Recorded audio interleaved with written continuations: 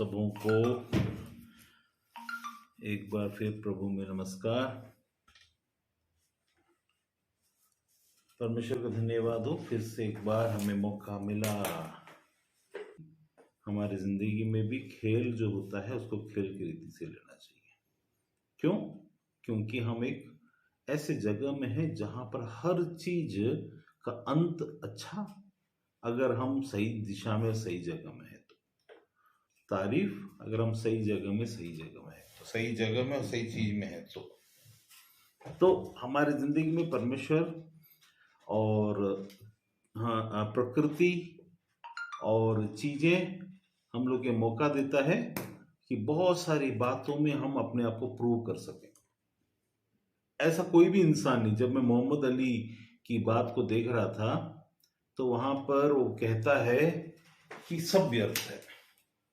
मोहम्मद अली जो वो बॉक्सर था, उसके बाद जो माइक टायसन आया वो तो उससे भी ज्यादा इमोशनल निकला और उसने कहा कि जो भी हम करते हैं और कमाते हैं सब व्यर्थ है यदि हम उसको असली चीजों में ना इस्तेमाल करें तो। मतलब पल भर की शांति, पल भर की खुशी, पल भर का जीत और पल भर की तारीफ। जब टायसन और मोहम्मद अली जैसे लोग पीछे मुड़कर देखते हैं अपनी जिंदगी में, तो जितने लोगों ने उनके एरिना के अंदर में उनको तारीफ की, वो सिर्फ अपनी ईगो को सेटिस्फाई कर रहे थे। ईगो सेटिस्फाई, वहां पर उनके अपना जो ईगो था उसको सेटिस्फाई करने के लिए उस समय में अपना खुशी और अपनी अच्छी बात, अपनी उस समय के पैसे को वसूल करने के लिए दूसरों को मारना और दूसरों को नीचे गिराना और दूसरों से संबंधित बातों को पटकने पर इनको खुशी होना एक तरफा। मतलब कोई उस तरफ होगा, कोई इस तरफ होगा। जो कमजोर होगा, वो एरिना में जो लोग थे वो ये चाहते थे कि जो कमजोर है या तो उठकर उस पहलवान को मारे, या तो कुछ लोग थे जो पहलवान की तरफ से पहले से ही तारीफ के योग्य थे, तारीफ करते हुए आ रहे थे और वो चाहते थे कि ये पहलवान जीते, क्योंकि कुछ लोगों का पैसा लगा हुआ था, कुछ लोगों के लिए ये सिर्फ उनके मन के तसल्ली की बात थी। हर इंसान के अंदर में यही सब बातें पाई जाती है कि कौन जीतेगा कौन हारेगा। जब तक कोई भी इंसान के अंदर में कौन जीतेगा कौन हारेगा वाली बात रहेगी, इसका मतलब है कि वो खेल है। अगर आपकी जिंदगी में मेरी बहन मुझसे जीतेगी या मेरी बहन मुझसे आगे तो नहीं बढ़ जाएगी, अगर ये सोचे तो आप भी खेल में शामिल है।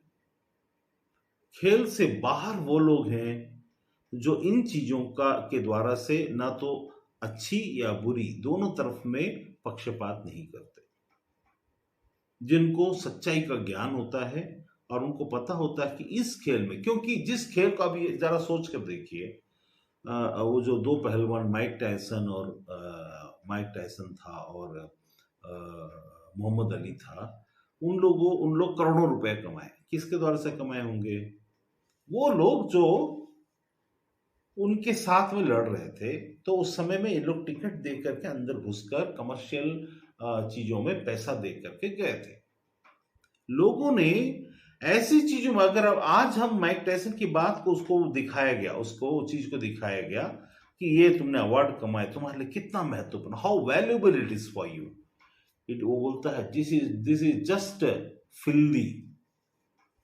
फिल्दी कचड़ा है, इसमें कोई वैल्यू नहीं है। अब बताइए, उतने हजारों लोग जो माइक टायसन हो करके चिल्ला रहे थे, या फिर मोहम्मद अली के 1972 के जमाने में अली अली अली चिल्ला रहे थे, उन्होंने जब पैसा लगाया उसमें उसने जो जीता, उस जीत की उस मेडल को फालतू बोला जिसके लिए उन्होंने तारीफ किया। तो उनकी तारीफ कितनी फेक थी, जो माइक टायसन को उस तारीफ की एक बूंद भी याद नहीं रही, बल्कि वो बोलता है ये सब में फालतू, ये कोई मतलब का नहीं है। मतलब संसार में अगर कोई इतनी बड़ी औकात को हासिल कर लो, नाम हासिल कर लो, और क्या चाहिए सोचने वाला, वो मुकाम था उनका। हम पहले भी इसके बारे में बात किए हैं, छोटा सा वो मुकाम था उनका, जहां पर वो कहना चाहिए कैसा कि वो उसके लिए अपने जी जान, कई लोग ऐसे खेलों में मर चुके हैं। जिसको आज माइक टायसन फेक है और फिल्दी है, कचड़ा है बोल रहा है, उसको हासिल करने के लिए एक दिन वो लड़ा था और जान को दांव पर लगाया था। उसी दौरान में एक जगह उसने अली ने एक काम किया था कि वो उसका ओपोनेंट बहुत थक गया था, अगर वो मारता तो मर जाता। तो उसने क्या किया, पीछे हटा, रेफरी को बोला आप गिनती गिनो, आप गिनती गिनो, क्योंकि मैं आगे लड़ूंगा तो मर जाएगा। उसने उस चीजों को समझा कि जिंदगी का महत्व कितना बड़ा है, कि हम कुछ चीज को हासिल करने के लिए जिसे इंसान ने बनाया, जरा सोच कर देखिए आपके आसपास में जितनी सुविधाएं हैं वो इंसान ने बनाया। ठीक है, जितने मेडल को आज स्टार्टअप डे घोषित किया गया, इंसान ने बनाया। आज के बाद से, आज की तारीख को 16 जनवरी 2022 से शुरू हुआ, जिसको कितने सारे लोगों को ये बताया जाएगा, आगे चलकर आईएएस के एग्जाम में पूछा जाएगा उनसे कि स्टार्टअप डे कब था, वो सोचेंगे। कुछ लोग केवल इस उत्तर को बताने के कारण आईएएस एग्जाम में पास हो जाएंगे, ऐसे भी लोग होंगे। कुछ लोग होंगे जिनके लिए प्रश्न इतना महत्वपूर्ण होगा कि 7 करोड़ का प्रश्न हो जाएगा वो, और कौन बनेगा करोड़पति, जीत सकते हैं, ऐसा प्रश्न होने वाला। लेकिन किसने बनाया था? इंसान। मतलब भीड़ का पावर, ताकत, शब्दों की ताकत को दिखाने की पावर, पैसे का पावर। और क्योंकि यहां पर जब बाइबल में जब यीशु ने कुछ घटनाओं के बारे में बात किया, तो हम एक बात को देखते हैं, जीत किसको बोला जाता है। जैसा एक आदमी आया राजा के सामने, और राजा के सामने आकर के बोलता है कि राजा को उसको पकड़ कर लाते हैं, वो पैसा जमा नहीं कर पाता है, राजा से लोन लिया हुआ रहता है, मतलब खजाने से, गवर्नमेंट से लोन लिया हुआ रहता है, जमा नहीं कर पाता, तो उसको जेल में डालने के लिए आता है। तो वो आकर के विनती करता है, और विनती करते हुए बोलता है कि मैं इसको जमा नहीं कर पाऊंगा, मुझे मोहलत दी जाए। तो राजा उसको देखता है और उसको माफ कर देता है। अब देखिए, उस जगह में मनुष्य की बना हुई सिस्टम थी, राजा के हाथ में माफी था, उसने उसे माफ कर दिया। अब वो आदमी वहां से बाहर निकलता है। पावर का गेम कैसा काम करता है। अब वहां पर वो जब बाहर निकलता है, तो बाहर निकलने के बाद उसका ईगो में हर्ट होता है कि क्या होता हमको नहीं मालूम, लेकिन बाहर निकल, उसने किसी को पैसा दिया था, वो उसको जाकर पकड़ता है, और वो भी ऐसे ही माफी मांगता है, लेकिन वो उसको माफी नहीं देता। तो नहीं देता तो क्या होता है, अब वो क्या करता है, माफी नहीं देता। इस चक्कर में वहां पर एक चीज होती है कि एक ऐसी ऐसी ऐसी एक भावना को हमको देखने को मिलता है कि उसके अंदर का हार्डनेस, कठोरता उसके अंदर जागृत होती है, और वो निर्णय लेता है इनको जेल में डालना चाहिए, और उनको वो जेल में, वो भी एक बड़ा ऑफिसर होता है, वो जेल में डलवा देता है। डलवाने के बाद ये बात राजा को जो पता चलती है, हम कई बार सुने हैं इसको, राजा को जब पता चलती है, तो राजा क्या करता है, जब मैंने तुम्हें क्षमा किया, क्या तुम्हें नहीं चाहिए था कि तू भी उन्हें क्षमा करता? जब मैंने इसे क्षमा किया तो तुझे नहीं चाहिए था? अब उस जगह में राजा यहां से उसके पास एक्सपेक्ट करता है कि उसके साथ जो किया गया उस अच्छाई को आगे बढ़ाए, लेकिन उसने ऐसा नहीं करते हुए पाया। तो वो जो उसके अंदर का हार्डनेस और जो ईगो था, वो अब क्षमा के योग्य न होना ठहराया गया। मतलब जब तुम्हारे साथ अच्छा हुआ, तुम आगे उस अच्छाई को बढ़ा सकते थे, जब तुम न्यायी ठहर रहे हो जहां कहीं भी। ये याद रखना है, हम जब हमारे हाथ में कुछ छोटा न्याय, बड़ा न्याय या हमारे हाथ से कोई चीज होने वाली बात होती है, वहां पर अनुग्रह की बातें करनी चाहिए, कितनी होनी चाहिए, इसका जो अंदाज है वो हमारे कैरेक्टर और हमारी सोच पर पड़ता है। तो वहां पर ये देखा गया कि उस आदमी ने जो उसको मिला वैसा चीज उसने आगे नहीं किया। अब ये बोल सकता था, राजा तूने माफ किया, तेरा ये था कि तूने माफ किया, मैं नहीं कर सकता। क्या वो रूल के अनुसार से तो जेल में जाने के योग्य था? तो ऐसा बोल के बोल सकता था, लेकिन फिर भी क्योंकि राजा अब भी उसके ऊपर बैठा हुआ है, उसे क्षमा की गई। इसका मतलब है कि आपकी क्षमा वापस, या फिर अब भी आपके ऊपर में वो क्षमा काम, जब भी क्षमा काम करती है तो आपने कोई चीज को अपने अपने नाम से हासिल नहीं कर लिया है। अभी भी वो क्षमा, अभी भी आप उस क्षमा के अधीन हैं। तो राजा के क्षमा के अधीन, राजा के उस अनुग्रह के अधीन वो बना होने के कारण वो तब तक चलता रहेगा, उसका एहसान, राजा को वो एहसान तब तक चलता रहेगा जब तक कि वो जिंदा है और वो राजा जिंदा है, उसे छूट नहीं पाएगा। लेकिन यहां कठोर होने के नाते, कठोरता के आने के बाद क्या होता है, उसने वहां पर जाकर के वो हरकत को इस तरीके से किया कि उनको और पूरे परिवार को जेल में डलवा दिया। तो राजा के बाद पता चलती है, अब जिसको बोलते हैं रिवोकिंग प्रिंसिपल, रिवोकिंग प्रिंसिपल में यह हुआ कि उसका रिप्लीट करना, मतलब उसको वापस लेना। राजा ने उसको रिप्लीशन में लेकर के आया। क्या किया उसने, वो जो जजमेंट जो उसने दिया था, इसको अनुग्रह का जजमेंट था, उसमें से उसको वापस लिया और उसे वापस पकड़कर जेल में डलवाया, प्लस उसके पूरे खानदान को अंदर करवाया। किसी की गलती नहीं थी उधर। लेकिन यहां पर हमको कुछ बात समझना है, जब हमारे साथ हमारे लोग होते हैं, हमारे साथ, तो जिम्मेदारियां पारिवारिक रीति से उसको रोकने की जिम्मेदारी सबकी होती है, उसको बताने की जिम्मेदारी सबकी होती है, उसको बात करने की जिम्मेदारी सबकी होती है। कोई ये नहीं बोल सकता कि मेरे को नहीं मालूम, मुझे तो पता नहीं, क्योंकि जब कभी भी कोई घर का मुखिया होकर के या फिर कुछ और तरीके से कोई घर के लोग इन्वॉल्व होते हैं हार्डनेस से संबंधित बातों में, इसीलिए तो परमेश्वर का न्याय रिप्लीशन और रिवोकिंग में उतर आता है। हमारी जिंदगी में क्षमा का मतलब चापलूसी करते हुए एकदम जुड़ जाना नहीं होता। क्षमा का मतलब एक्शन होता है। भले आप किसी व्यक्ति से बात ना करो, उस व्यक्ति से बात नहीं करता, लेकिन वो उससे कहते, क्योंकि राजा उससे कभी फिर बात नहीं करने वाला था, क्षमा करने के बाद उसको छोड़ दिया गया था और वो क्षमा को लेकर के फ्री हो गया था। क्षमा हमें फ्री करता है, लेकिन अगर उसमें हार्डनेस आ जाता है तो वही फ्रीडम वापस लॉकिंग सिस्टम में चला जाता है। इसी प्रकार इस संसार को नूह के जमाने में परमेश्वर ने क्षमा किया और उन लोगों को दंड जिनको मिलना था वो तो चले गए, और उसके बाद में परमेश्वर ने उस प्रजाति, उस जाति को, उस लोगों को, नूह, उसकी पत्नी, उसके बच्चे और उसके बहू के द्वारा से इस संसार में फिर से सारी चीजों को ओपन किया और अनुग्रह करके इनको दया करके जीने दिया। और दया करके जीने देने वाली बात कभी भी रिवोक हो सकता है, रिप्लीट हो सकता है, ये हमको भूलना नहीं है। हम कई बार ऐसा पूछते हैं, ये अंतिम दिन आ रहा है और ऐसा क्यों हो रहा है, ऐसा परमेश्वर क्यों कर रहा है, ये क्यों ये सब चीजें हो रही हैं?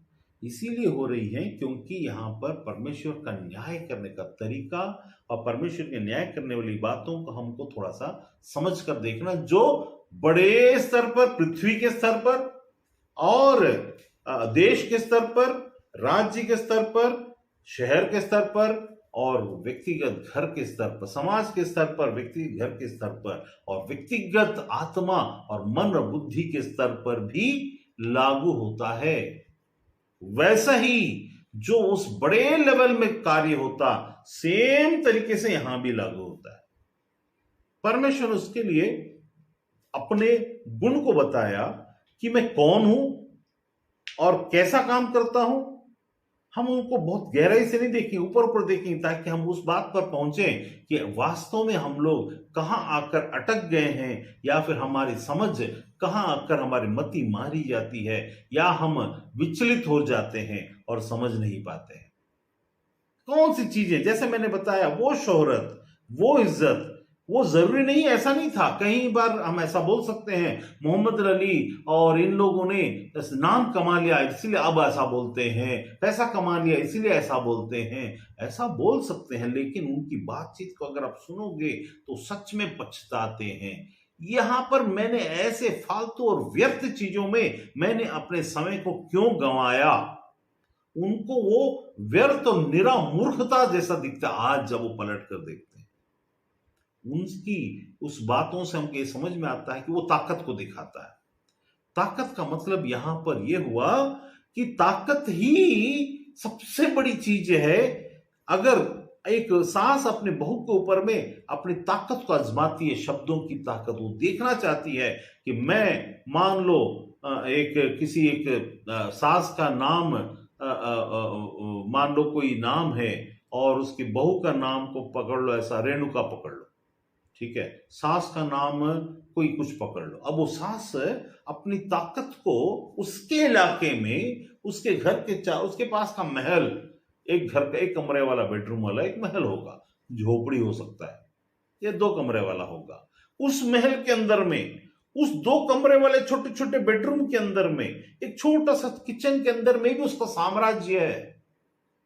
उसको जब वो डामाडोल होता हुआ लगता है तो उसको बेचैनी होती है, और वो अपने शब्दों की ताकत को वहां दिखाने की कोशिश करते हुए सारी जिंदगी मनुष्य के रिश्तों से बढ़कर उसने अपनी बुद्धि को इसमें खर्च किया कि मैं इस इंसान के ऊपर, उसको इसके बाद हो सकता है उसका अगर एक ही बेटा है तो उसको हो सकता है उसके बाद ये मौका ही ना मिले, एक ही मौका मिलेगा, उसको मैं ढंग से अपने ईगो को सेटिस्फाई कर लूं। हमारे पास जो जरूरत से संबंधित बातों के कारण जब लोग आते हैं तो वो भी ईगो सेटिस्फेक्शन का हर मौका इंसान कभी भी नहीं खोना चाहता। हमारे अंदर में ये भावना कूट कूट कर भरी है कि हम अपने ईगो के सेटिस्फेक्शन के लिए किसी भी हद में, कितने भी गहरे के रिश्ते हो, माँ बाप से संबंधित रिश्ता हो, बाप बेटी या माँ बेटी से संबंधित रिश्ता हो, बहन बहन या भाई भाई से संबंधित रिश्ता हो, कुछ भी हो, उसके अंदर में ईगो सेटिस्फेक्शन के लिए हमने एक जगह को रखा ही है। तभी तो जब राज्य की बात आती है और राजा के खानदान की बात आती है तो पदवी की बात आते समय वहां मर्डर चालू हो जाते हैं, बाप का, भाई का, बड़ा वाला छोटा, छोटा वाला बड़ा, किसी को, क्योंकि ये ईगो सेटिस्फैक्शन ही वो मिट्टी है जिसको मोहम्मद अली और इन्होंने जीत कर व्यर्थ घोषित किया। मतलब वो जो ईगो सेटिस्फैक्शन करने के लिए आपकी बुद्धि के अंदर में क्या है, आप जब मरते हो तो आप निर्णय नहीं ले पाओगे, क्योंकि आपका निर्णय जब तक इस मिट्टी में हो तो मिट्टी ही आपका निर्णय ले रहा है। कैसे? अभी भी देखिए, हर देश के अंदर में, चाहे कोई भी देश हो, उसको अपने देश की किससे प्यार है? देश की मिट्टी से प्यार है। कहां अटका हुआ वो? वसुधैव कुटुंबकम मुंह से बोलने के लिए है, लेकिन वसुधैव कुटुंबकम के आधार पर जब बाहर से लोग अंदर आते हैं तो वो उनके दुश्मन की रीति से देखा जाता है। सोचना कुछ, बोलना कुछ। क्योंकि जब वो इनको अटैक करता है, आपके घर में कोई 2 दिन के लिए अगर आ जाए, आपका बेडरूम को शेयर करे, आपके साथ आपका दोस्त हो या आपकी सहेली हो या सहेला हो, जो भी हो, शेयर करे, उतने में ही हमारी औकात दिखना शुरू हो जाएगा। और उस, चाहे वो बहन हो चाहे भाई हो, वही औकात दिखना शुरू हो जाएगा कि वो मिट्टी जिससे तुम प्यार करते वाली बात आते तो मिट्टी की बात। अभी जैसा एक साधारण सा उदाहरण, मिलिट्री वाले जब मिलिट्री को छोड़कर राज्य के अंदर में आते हैं तो पुलिस से हमेशा सा पंगा रहता है। क्यों भाई? तू तो राज्य की सेवा कर रहा है, राज्य को और राज्य के बॉर्डर के लॉ को तू संभाल रहा है, वो बॉर्डर के लॉ को संभाल रहा है। दोनों को तो एक होना चाहिए ना। फिर ये लड़ाई क्यों? ये लड़ाई इसीलिए है क्योंकि ये मिट्टी में औकात की लड़ाई है। तुम कैसी मिट्टी में क्या औकात के बने, मैं कैसी मिट्टी में, एक ही घर से एक ही मां बाप से निकले हैं, लेकिन मिट्टी की औकात, ये बुद्धि जो है, मैंने क्या बताया, जब मरोगे तो ये बुद्धि निर्णय नहीं ले पाएगा। जब तक तुम इसके अंदर हो तब तक ये तुम्हारे लिए काम करता है। मिट्टी तुम्हारा निर्णय लेता, तुम नहीं। तुमको बताया जाएगा, तुम जब बाहर जाओगे तुम सोचोगे कि सारी दुनिया मेरे लिए एक है, लेकिन तब ऐसा सोचते समय तुमको ये बताया जाएगा कि तुम भारतीय हो। और भारत में आओगे तो तुमको बताया जाएगा कि तुम ईसाई हो, कि मुसलमान हो, कि हिंदू हो, कि नीच हो, कि ऊंचे हो, ये बताया जाएगा।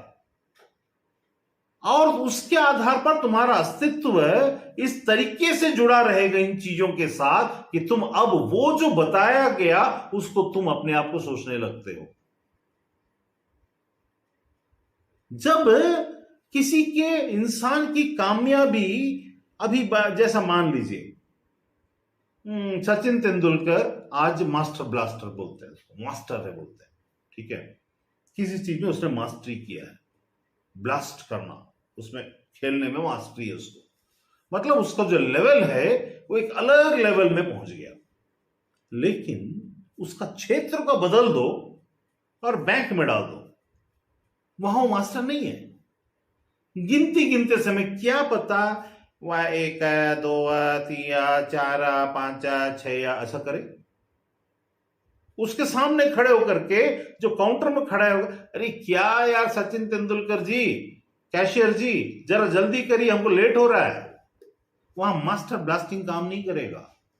इसका मतलब आज अगर किसी काम, अगर मान लो सचिन तेंदुलकर जैसा कोई भी व्यक्ति किसी ब्लास्टिंग करने वाले क्रिकेट में उसको स्थान नहीं मिला, लेकिन उसका क्वालिटी वही है, ब्लास्ट करने वाला क्वालिटी है, मास्टर है वो, लेकिन उसको अभी फिलहाल के लिए उसको बैंक में नौकरी मिला हुआ है या क्लर्क का नौकरी मिला हुआ है या कोई नौकरी में मिला हुआ है, तो उसकी औकात मास्टर की नहीं है। जब तक कि उसको वो मौका नहीं मिलता किसी भी इंसान को मिट्टी के आधार पर और टैलेंट के आधार पर उसकी औकात को नहीं आंकना है, क्योंकि तुम्हारी औकात, तुमको ये मौका मिला, हो सकता तुम्हारा मौका अभी जाने ही वाला हो और सामने वालों को एक दूसरा मौका जिंदगी एक अलग तरीके से दे रहा हो। तुमको क्या लगता है कि किसी की पहचान किसी में, किसी की पहचान किसी में अगर होती है और समय के अनुसार और समय नहीं के अनुसार होती है, तो क्या तुम उसको उस आधार पर तौलकर तुम उसको तुच्छ जान जाओगे? खुद को भी कई बार हम ऐसा करते हैं कि हम दूसरों को तो छोड़िए, हम खुद के बारे में भी ऐसा ही सोचते कि क्योंकि आपको मौका उस समय का नहीं मिला, आपके मन में कुछ दिन तो ऐसा रहेगा, मेरे को मौका मिलेगा ना मैं ऐसा करके दिखाऊंगा, मेरे को मौका मिलेगा मैं वैसे करके दिखाऊंगा। मैं बोलता हूं करके दिखाने वाले लोगों ने बता दिया कि मैंने जो किया वो व्यर्थ है। मोहम्मद अली ने बताया मैंने जो किया वो व्यर्थ, निरा मूर्ख था और मैंने पूरे जिंदगी की, मेरे जवानी के दिनों को वेस्ट किया। काश ऐसा नहीं होता। I regret of what I have done in my life. I have not achieved anything. It may be achievement for you people, but it is not an achievement in my side. I take an oath upon my deity or my God that what I have done, I have not achieved anything. मैंने कुछ भी प्राप्त नहीं किया है। और जो world champion का जो खिताब तुम मुझे दिखा रहे हो, ये सब फालतू की चीजें हैं। ऐसा बोलने वाला, वो अचीव करने वाले ने बोला, तो तुम और क्या अचीव करना चाहते हो? जिसको दिखाओगे, किसको दिखाओगे? उसने क्या बोला दूसरा? उसने बोला एक भी आदमी जो मुझे तारीफ कर रहा था वो सिर्फ खुद के ईगो के सेटिस्फेक्शन के लिए कर रहा था। अगर मां है और अपने बच्चों की तारीफ करती है तो खुद के ईगो सेटिस्फेक्शन के लिए, मतलब वो बच्चे की तारीफ नहीं कर रही है, मेरा बच्चा है करके तारीफ कर रही है। नहीं तो मां होती है। दूसरे का बच्चा जब होता है तो जलती क्यों है भाई? अगर मां तो मां है, अरे मेरा बहुत प्रिय मां है, वो तेरे लिए मां है, दूसरों के लिए नहीं। अगर वो यूनिवर्सल रीति से अगर लेने वाली बात होती तो ये मिट्टी का ईगो, मेरा बच्चा आगे आना है, वो आगे आएगा तो मुझे खुशी होगी, दूसरा आगे आएगा तो मुझे खुशी नहीं। तो मां तो है ना, लेकिन वहां पर याद रखना ये ईगो है। ये ईगो क्या करेगा? दूसरा बच्चा तो सब बच्चे हैं करके नहीं सोचेगा, वहां पार्शियलिटी करेगा और वहां मेरा और तेरा करेगा। इसी को मिट्टी का ईगो और मिट्टी का सुगंध जो हम बोलते हैं ना, ये मिट्टी की सुगंध, ये सब असल में व्यर्थ है। क्यों? क्योंकि सारी पृथ्वी को परमेश्वर ने एक बार में बुला करके समुद्र में से ऊपर में उसने स्थिर किया और खड़ा किया। मैं तो मां हूं, मां तो मां होती है। याद रखना, वो मां अगर मां होती है तो दूसरे जानवर के बच्चों की ये वाली मां दूसरे जानवर के बच्चों को अपना नहीं बनाती, मार देती है। अगर मां होती है तो क्या हुआ? यहां पर मिट्टी का ईगो, परमेश्वर ने इसको इस जगह में एक मेरे साथ निकालिए, रोमियो उसका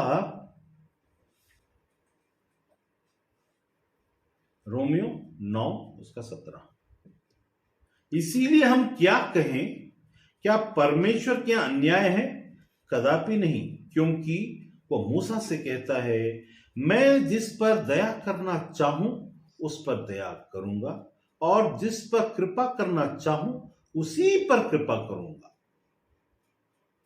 उसके बाद अतः यह न तो चाहने वालों की न दौड़ने वालों की परंतु दया करने वाले परमेश्वर की बात है, क्योंकि पवित्र शास्त्र में फिरौन से कहा गया, मैंने तुझे इसीलिए खड़ा किया कि तुझ में अपनी सामर्थ्य दिखाऊं और मेरे नाम का प्रचार सारी पृथ्वी पर हो।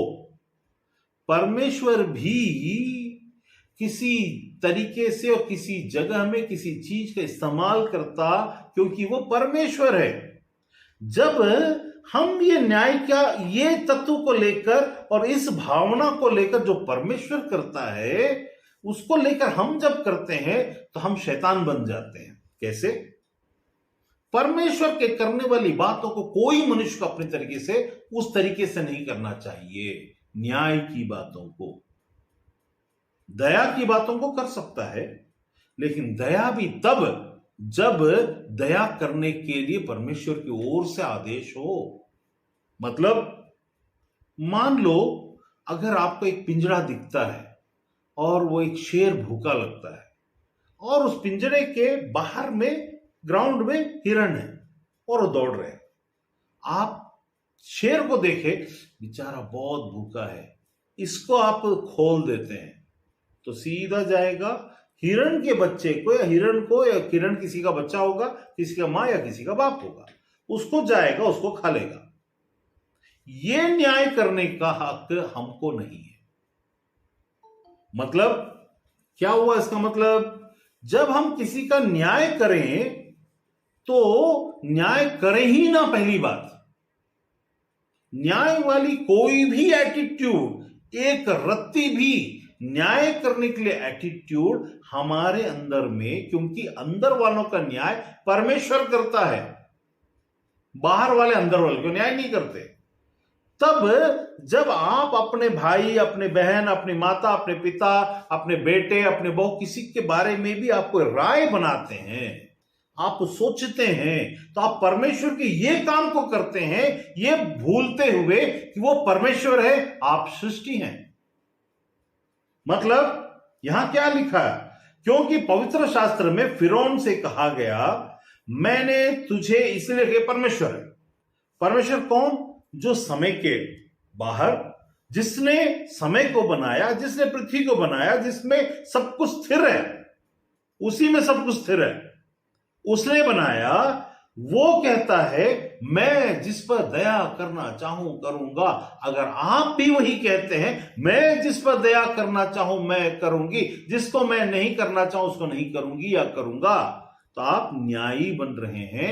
आप उस व्यक्ति को किसी एक विषय के लिए माफ करते और एक विषय के लिए माफ नहीं करते। ये बातें शिक्षा के आधार पर या न्याय के आधार पर जब हो तो शिक्षा के आधार पर हो तब तो चलेगा, न्याय के आधार पर हो तो नहीं चलेगा।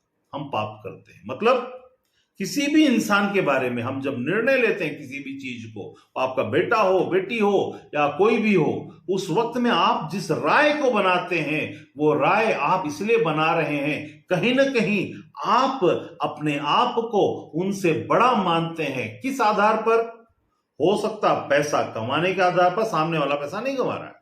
पैसा कमाने के आधार पर, सामने वाला नाम नहीं कमा रहा। हो सकता नाम कमाने के आधार पर, सामने वाला शोहरत नहीं कमा रहा। शोहरत कमाने के आधार पर पैसा, पावर नहीं यूज कर पा रहा। आपका पावर आपके दुकान में, आपके फैक्ट्री में, आपके स्कूल में, आपके कॉलेज में, आपके रूम में एक जो 20-30 लोग आपको जो दिए गए हैं, आप 4 लोगों के लीडर हैं, वहां जहां आप दिए गए हैं उस जगह में आप यूज करते हैं।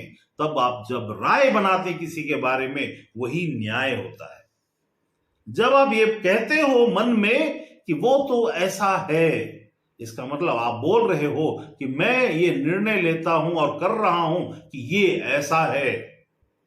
क्या पता आने वाला सचिन तेंदुलकर आपके सामने में बैठा हो और गणित नहीं कर पा रहा हो, उसकी बुद्धि की स्थिति ये नहीं होगी कि वो इस क्षेत्र में सक्सेस हो, लेकिन हो सकता उसको उसका क्षेत्र है कभी ना कभी परमेश्वर उसको दिलाए।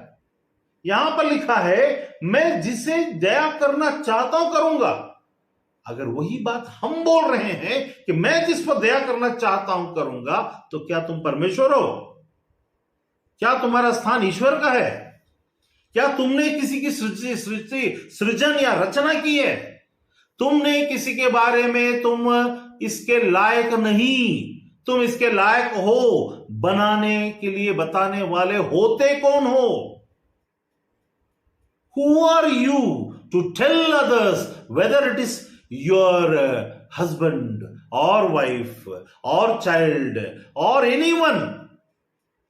You are being created. He also is being created. उसको वो मौका मिलेगा, हो सकता मिल रहा है। Don't come to conclusion in hastiness. अपना कंक्लूजन उतावलेपन में मत दो।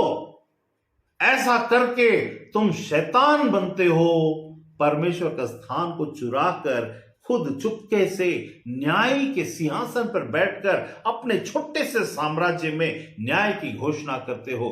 जब तुम राय बताते हो या राय कायम करते हो, when you talk about someone or when you think about someone, you forget that you are actually misusing because of ignorance and knowledgelessness of what you should be actually. हम क्या कुछ भी नहीं करें? हम क्या माता पिता, वचन में लिखा है माता पिता अपने बच्चों को रिस मत दिलाना। क्यों? इसका मतलब ए बहन अपनी बहन को रिस मत दिला, ए भाई अपने भाई को रिस मत दिला, चिढ़ मत दिला। इसका मतलब क्या हुआ? चिढ़ दिलाने का बात ही न्याय करने वाली बात है। You are taking the position of God in your kingdom. तुम्हारे किंगडम में हो सकता है 2 भाई या 4 बहन या 2 बहन या ऐसा कुछ किंगडम में तुम राय कायम कर रहे हो। मैंने बोला था 2 लाइन, शिक्षा और न्याय। शिक्षा और न्याय। हर माता पिता शिक्षक हो सकते हैं, गुरु हो सकते हैं, अपने कॉलेज में गुरु हो सकते हैं, अपने घर में अपने बच्चों के लिए गुरु हो सकते हैं। शिक्षा यदि तुम्हारा धर्म है और शिक्षा ही यदि तुम्हारे लिए तो मकसद इंटेंशन है, तुम्हारा इंटेंशन शिक्षा है, तो किसी बात को बार बार मत दोहराना। तुमने एक बार दोहराया, दोबारा तुमने दोहराया तो तुम्हारा इंटेंशन इज रॉन्ग। ऐसा बोला जाता है कि कोई व्यक्ति एक बार किसी एक स्त्री को देखा और दोबारा नजर में उसने देखा तो पहला वाला नजर पवित्र और दूसरा नजर दूषित है, क्योंकि एक बार में तुम देखे तो तुम्हारा नजरिया और इंटेंशन सही है, दूसरी बार जब तुमने देखा तो दूषित हुआ। मतलब जब तुम किसी विषय को एक बार बोलते हो तो तुम्हारा इंटेंशन शिक्षा है, दूसरी बात बोलते हो तो उसका मतलब तुम्हारा इंटेंशन राय है। You are making a statement, you are making a sentence out of it, and that sentence will either fulfill and show yourself perfect, और मे बी दैट तुम झूठे ठहराए जाओ और वो सामने वाला तुम लेकिन ये नहीं चाहोगे कि जो मैंने बोला वो सच हो, ऐसा सोचकर ही सामने वाला बोलता है। इंटेंशन जब एक बार बोलते हैं अपने बच्चों को तू ये है तो नालायक है, एक बार का इंटेंशन सही, बार बार जब तुम बोलते हो तो तुमने परमेश्वर, क्योंकि तुम्हारे हाथ में तुम्हारे बच्चे तुम्हारे अधीन में होने के कारण तुम ये इसको हक समझते हो कि मैं, लेकिन तुम भूल जाते हो कि वो एंटिटी को भी जैसा तुम बनकर इस संसार में आए वैसा तुम्हारे अधीन नहीं किया। परमेश्वर ने किसी को किसी के अधीन नहीं किया, ना स्त्री को पुरुष के, ना पुरुष को स्त्री के, ना बच्चों को अधीन रहने बोला, out of courtesy and out of their own will, not out of force. और जब तुम ये महसूस करते हो कि मेरे एहसान में, तो you are thinking yourself more than God, you are putting yourself in the place of God, and you are telling your people around you that this is the kingdom, that I am the head over there, and whatever I want I will do, and whatever I want I will say, and whatever I want to think I will think. You don't have the authority even to think about anyone in this world with a statement in your sentence that ये तो ऐसा ही है, क्योंकि वचन में एक जगह लिखा है तुम सोचते भी न थे वो लोगों को तुम स्वर्ग राज्य में पाओगे। मतलब those who you do not think about that ये भी होंगे परमेश्वर के राज्य में, वो लोग होंगे। मतलब तुम्हारा सोच गलत हो सकता है किसी के राय कायम करने के विषय में। Don't take the position of God और बीइंग सबमिसिव। प्यार को क्या ना करना, प्यार को औजार मत बनाओ किसी पर हमला करने के लिए, हैं? प्यार औजार कैसे बन सकता है? प्यार औजार है अगर तुमने उसको सही इस्तेमाल नहीं किया। मैं अब उसका एक उदाहरण बता, यहां मैंने बताया आपको कि फिरौन के साथ परमेश्वर ने बोला मैं तो तेरे में अपनी सामर्थ को दिखाऊंगा, और उसने अपने सामर्थ्य को दिखाया ताकि उसका नाम को, he is the creator and he intends, वो ऐसा उसने सोचा है।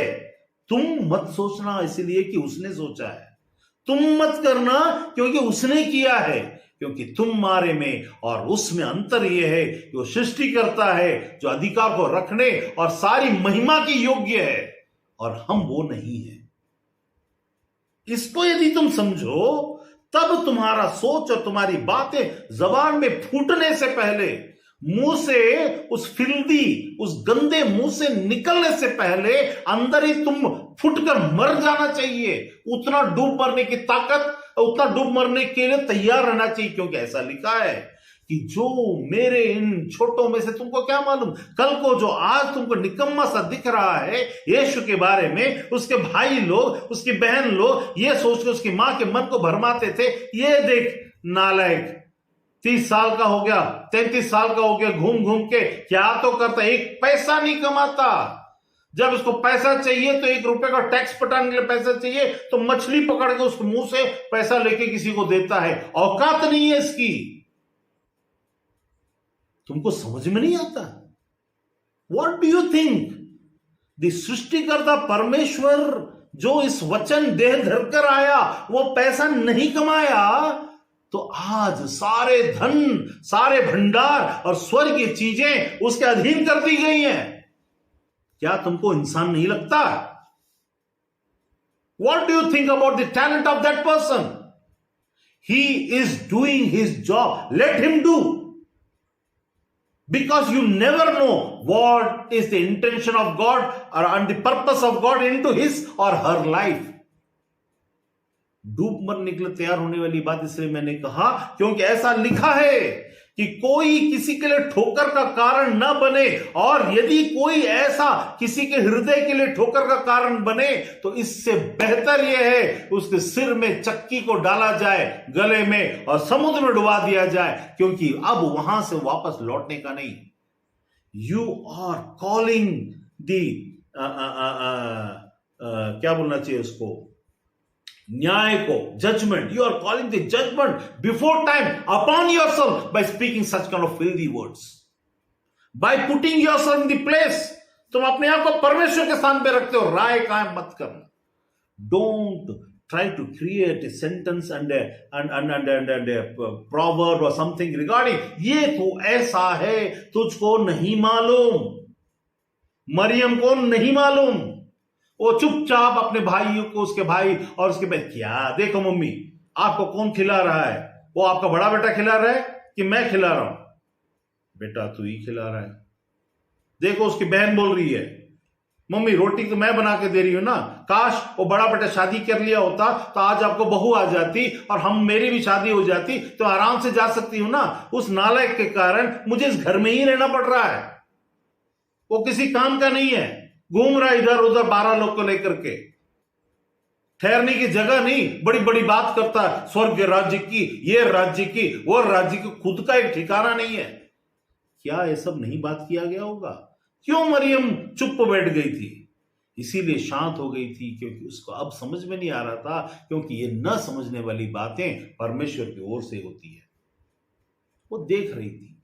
फिर उसके बाद वही परिवार के लोग जब उसको क्रूस पर पकड़कर, मारकर, पीटकर, थूक कर, देखो इसने तो मेरे खानदान का नाम डुबो दिया, इसको तो लोग थूकते हैं, इसके तो लोग इज्जत नहीं करते, इसको तो नंगा कर दिए हैं, क्या इज्जत रहेगी हमारी?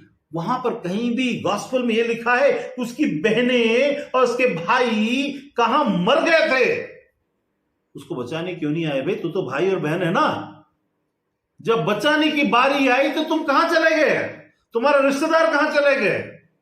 इसीलिए चले गए क्योंकि उनको सिर्फ ईगो से संबंध था। उनको ये मौका चाहिए था कि उसको नीचा दिखाने के लिए। जिसको परमेश्वर चुनता है उसको तुम नीचा दिखाते हुए बहुत खुशी महसूस करोगे।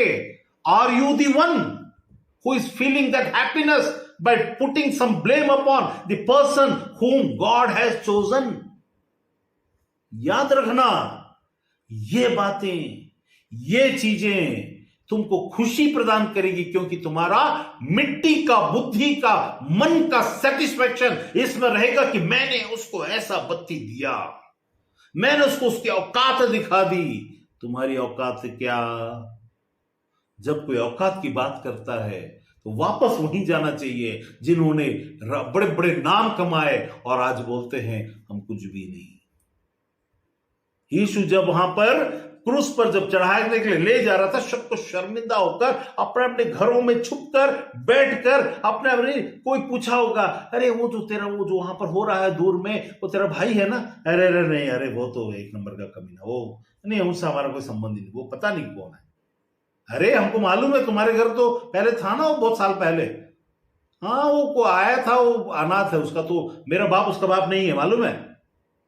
ये सब हुआ होगा। वो उसका बाप और दूसरा है, उसका तो पता है बाप का ही ठिकाना नहीं है, वो बिना बाप का है? हम तो बिल्कुल पसंद नहीं करते। हर एक घुटना टिकेगा, हर एक जीभ मानेगी यीशु ही प्रभु है वाली बात बोलने से पहले यीशु ने बोला, इन छोटों में से किसी एक को तुमने अगर दुख दिया, हर एक घुटना उनके सामने टिकेगा ही टिकेगा। बिना टिके तुम अपनी जिंदगी को पार करके, नैया को पार करके नहीं जा सकते। You cannot go, you will not go, this is अटल सत्य है। आज जो मैंने टॉपिक रखा, सच को जानो, नो द ट्रूथ। तुम जो सोचते हो अपने मन के अंदर में, ये ऐसा वो ऐसा, तुमने क्या समझ लिया? तुम्हारा न्याय करने वाला, इसीलिए तो यीशु ने उस कहानी को बताया कि वो न्याय करने वाला पहले वाले को माफ करता है, वो जिसको माफ करता है वो जाके नहीं करता है, तो वापस revoking principle and repeating of that judgement को रिपीट किया गया, वापस लिया गया, वो चीज वहां पर लागू हो गया। याद रखना, हमारी जिंदगी में भी ऐसे ही लागू होता है। यहां परमेश्वर कर रहा है, तुम परमेश्वर के एजेंट बनकर तुम एक और परमेश्वर मत बन जाओ।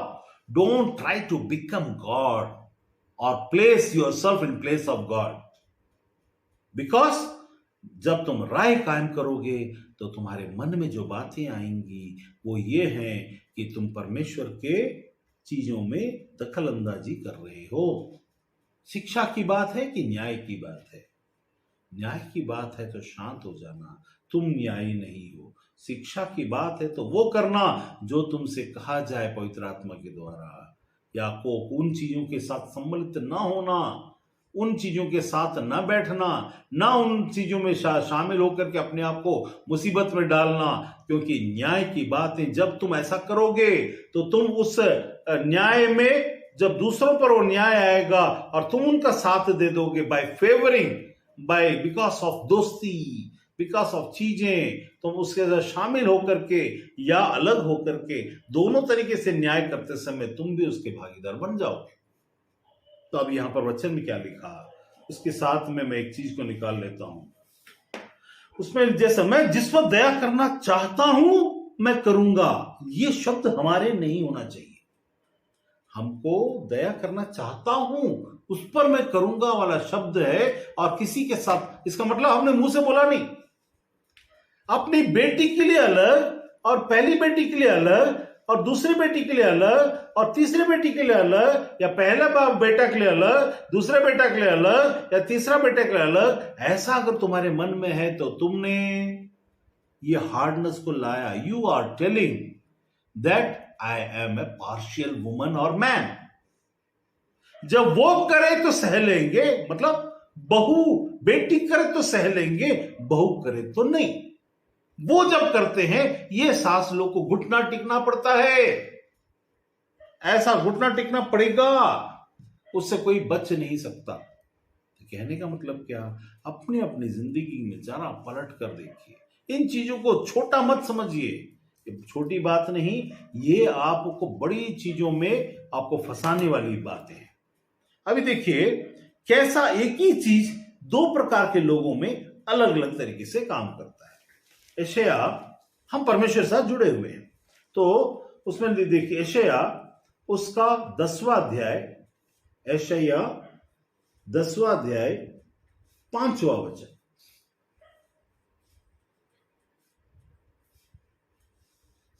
अश्शूर पर हाय, जो मेरे क्रोध का लठ और मेरे हाथ में का सोटा है, वो मेरा क्रोध है। मैं उसको एक भक्तिहीन जाति के विरुद्ध भेजूंगा। परमेश्वर ने यहां पर एक जाति को चुना, अश्शूर मतलब ये अन्य जाति थे, परमेश्वर के राज्य में से नहीं थे, इनको चुना। उसने बोला जो मेरे क्रोध, जब परमेश्वर का क्रोध हो तो किसी को भेजता है, मेरे क्रोध का लठ है और मेरे हाथ में के सोटा, मतलब अगर परमेश्वर विपिंग करना चाहे किसी को, अगर परमेश्वर विप करना चाहे किसी को या किसी को मारना चाहे तो किसी को भेजता है। वहां क्या लिखा है, वो मेरा क्रोध है, मैं उसको एक भक्तिहीन जाति के विरुद्ध भेजूंगा। मतलब न्याय चुका रहा है परमेश्वर, तो न्याय चुकाता तो क्या करता, मारता है और विपिंग करता है। जब विपिंग करता मारता तो किसी को भेजता है, और जिन लोगों पर मेरा रोष भड़का है उनके विरुद्ध उसको आज्ञा दूंगा कि छीन चान करे और लूट ले, और उनको सड़कों की कीच के समान लताड़े। जब कभी भी आपकी जिंदगी में ऐसी चीजें हों या ऐसी चीजें हो रही हों तो याद रखना, मैंने बताया कि जब परमेश्वर का क्रोध का मतलब न्याय होता है। परमेश्वर न्याय करना, क्रोध करना। हम क्रोध करते समय न्याय नहीं करना, वही अंतर है। हम जब क्रोध करते हैं तो न्याय नहीं करना है, परमेश्वर जब क्रोध करता था नहीं, क्योंकि न्याय केवल एकमात्र एक ही कर सकता है, न्याय किसी भी इंसान का किसी भी तरीके। इसलिए परमेश्वर बोलता अपना पलटा मत लेना, वरन मुझ पर भरोसा करना, मैं तुम्हारा पलटा लूंगा। मतलब क्या, वहां पर तुम न्याय मत करना, मेरे हाथ में सौंपना, क्योंकि तुम ये सोचकर सौंपना तुमको अवश्य से तुम्हारा न्याय मिलता है।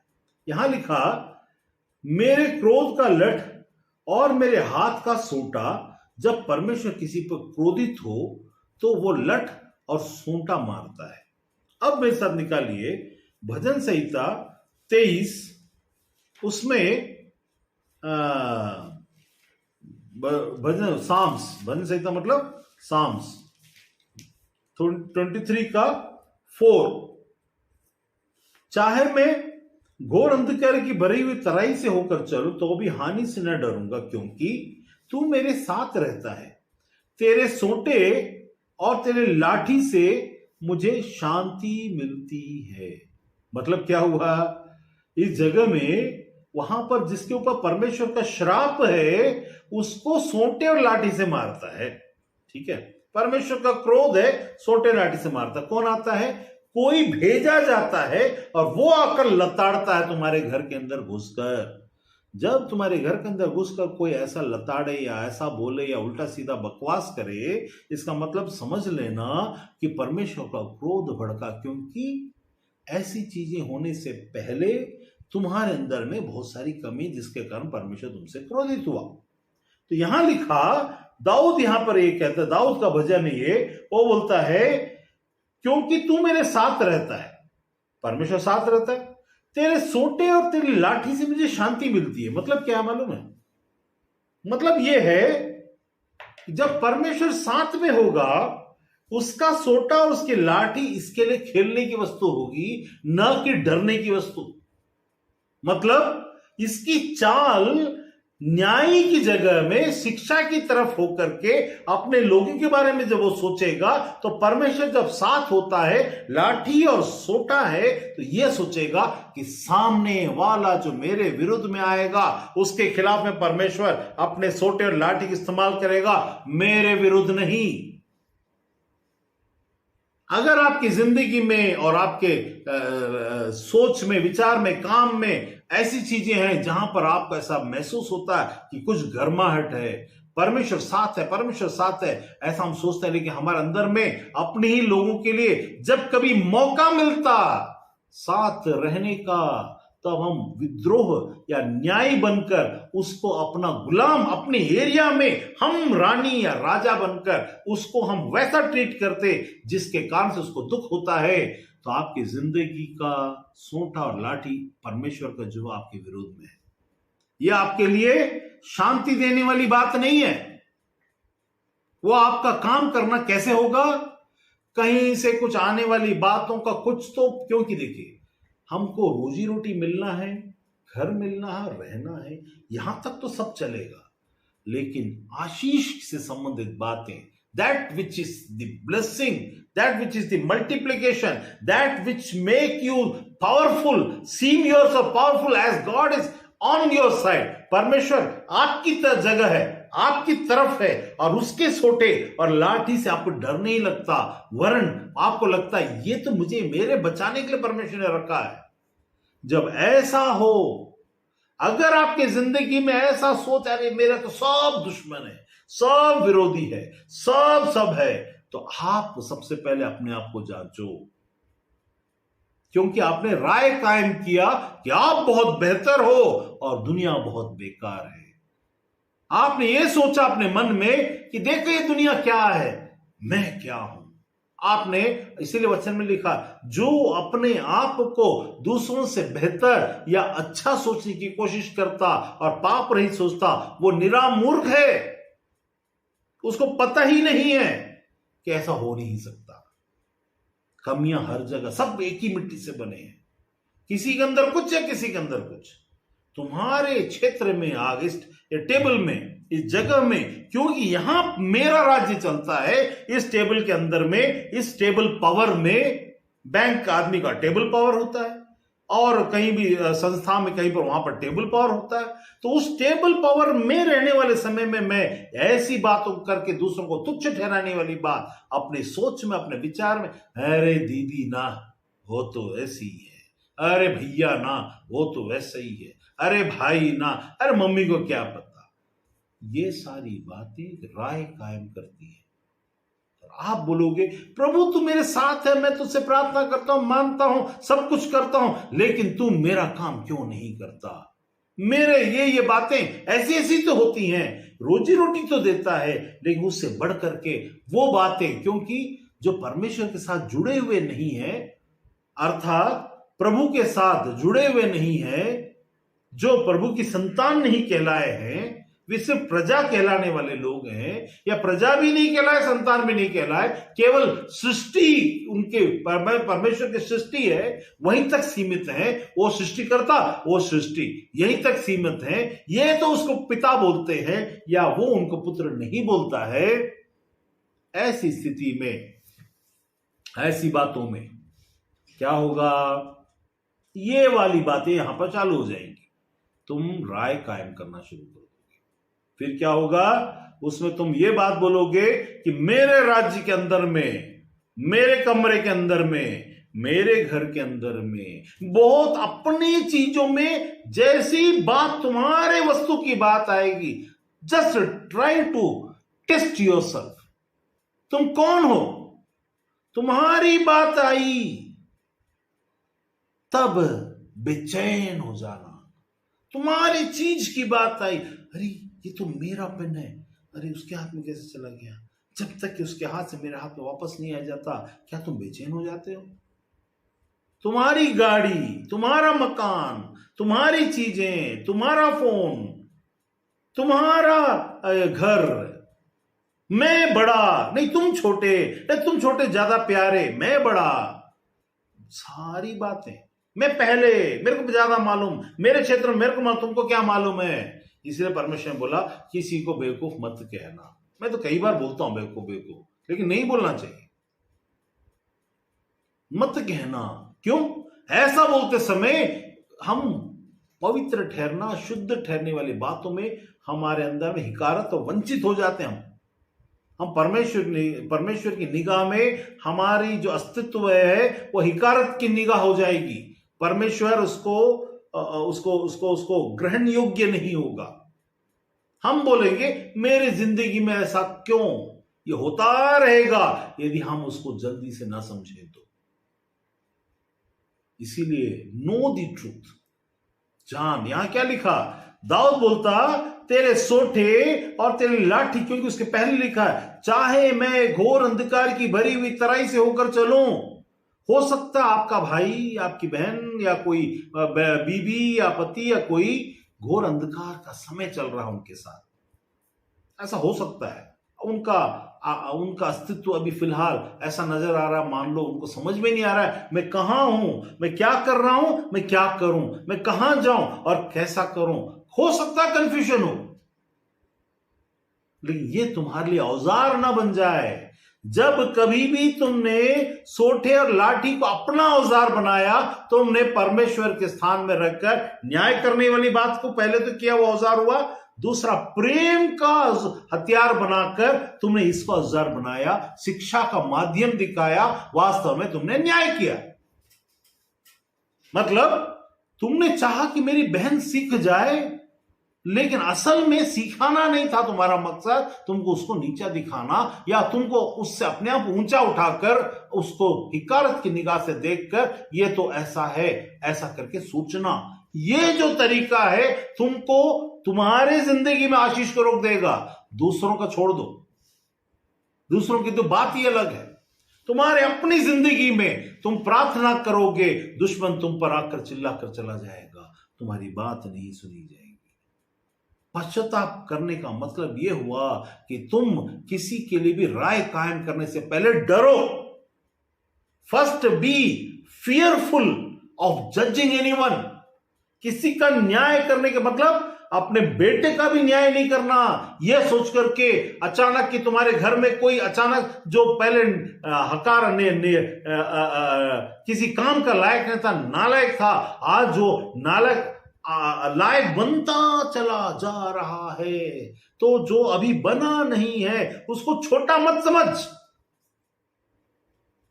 क्योंकि तुम भी वही औकात हो। एक समय उम्र तुमको बता देता है, तुम्हारे भी अपनी एक उम्र आएगी, तुम्हारी भी अपनी एक समझ आएगी, तुम्हारी तब तुमसे ये पूछा जाएगा, तुमने सारी जिंदगी कमाया, तुमने क्या किया, कितना बचाया।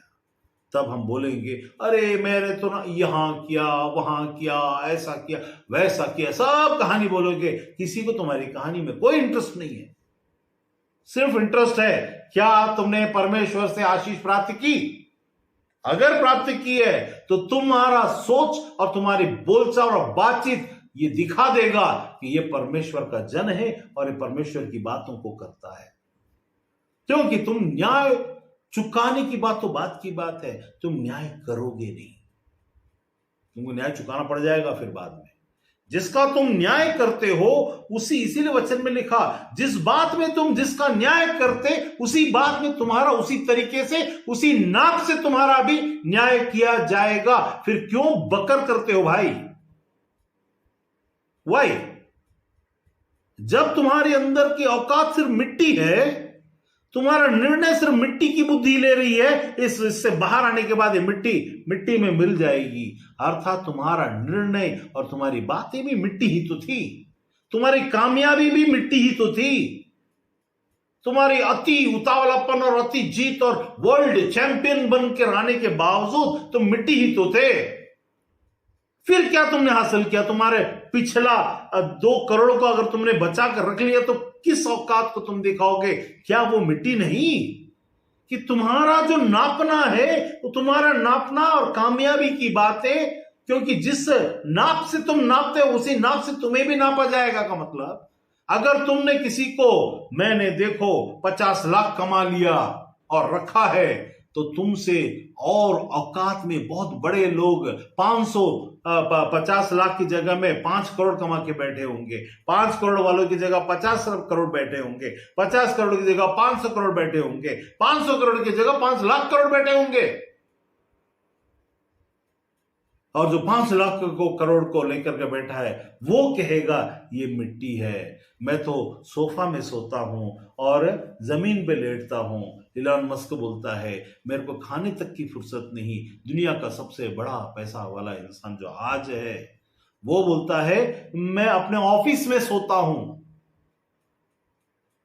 दुनिया का सबसे बड़ा पैसा वाला ऑफिस में सोता, और काउच सर्फर बोलते हैं, ये काउच में सोने वाला, काउच में सोता, जमीन में सोता, जब आते हैं नहा धो लेता, बाथरूम के ऑफिस के बाथरूम में नहा लेता और बस फ्रेश होके सबके आने के पहले आकर अभी भी बैठता है। किस औकात की बात करेंगे? कौन से कंपैरिजन की बात करेंगे?